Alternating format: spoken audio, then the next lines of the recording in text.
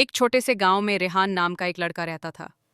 उसका सपना था कि वह एक दिन पायलट बने।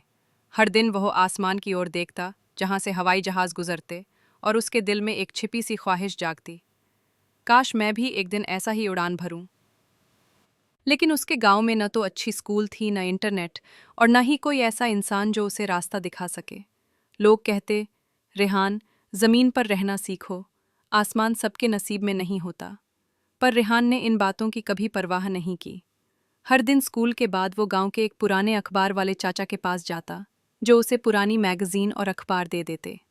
रेहान उन्हीं से पायलट बनने, हवाई जहाज़ों के इंजन और दुनिया के अलग अलग हवाई अड्डों के बारे में पढ़ता।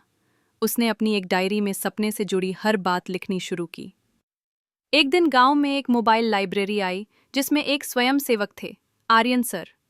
उन्होंने रेहान की आंखों में एक अलग सी चमक देखी और पूछा, तुम्हारा सपना क्या है? रेहान ने बिना झिझके कहा, मैं पायलट बनना चाहता हूँ। आर्यन सर ने उसे एक स्कॉलरशिप के बारे में बताया, जो दूर दराज के बच्चों के लिए थी। रेहान ने दिन रात मेहनत की और अंत में वह स्कॉलरशिप जीत गया। शहर जाकर उसने पायलट ट्रेनिंग शुरू की। कई मुश्किलें आईं, कभी पैसों की, कभी भाषा की, कभी लोगों की सोच की, मगर रेहान ने हार नहीं मानी। 5 साल बाद गांव में पहली बार एक हेलीकॉप्टर उतरा। सब लोग हैरान थे। हेलीकॉप्टर से एक स्मार्ट यूनिफॉर्म में लड़का उतरा, कैप्टन रेहान। बच्चे उसके पास दौड़े, बड़ों की आंखों में गर्व था और पुरानी सोच अब बदल चुकी थी।